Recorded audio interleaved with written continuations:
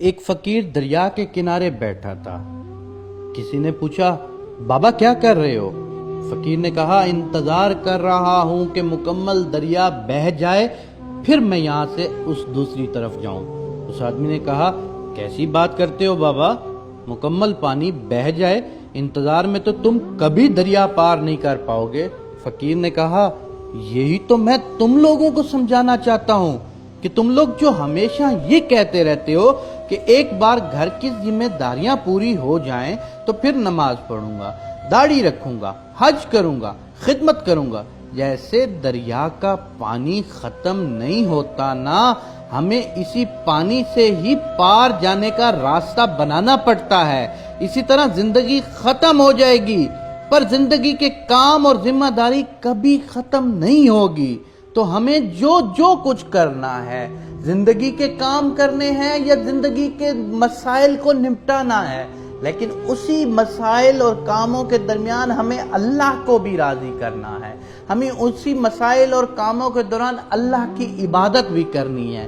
ہمیں چاہیے کہ جب نماز کا وقت ہو، سارے کاموں کو ایک طرف رکھ کر مسجد کی طرف صحیح کریں۔ ہم ذرا سی بات پر نماز ترک کر دیتے ہیں، دنیا کے چھوٹے سے چھوٹے کام کے لیے ہم نماز کو ضائع کر دیتے ہیں۔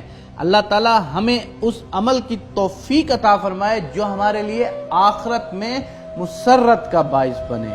نماز سے یہ مت کہو کہ مجھے کام کرنا ہے، اپنے کام سے کہو کہ مجھے نماز پڑھنی ہے، اور نماز ہمیشہ پہلی فرصت میں پڑھنی چاہیے۔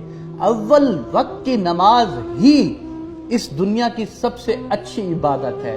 اور اگر یہ میرا میسج کچھ نوجوان سن رہے ہیں تو میرا میسج میں تھوڑی سی بات میں ان نوجوانوں تک بھی ضرور کرنا چاہوں گا کہ بڑھاپے کی عبادت سے وہ جوانی کی ایک نماز اتنی بہتر ہے، بڑھاپے کے 5 سالوں کی نمازوں کے برابر ہے، کیونکہ بڑھاپے میں آپ کو سب کچھ وہ نظر آ رہا ہوتا ہے کہ آپ نے اب مرنا ہے۔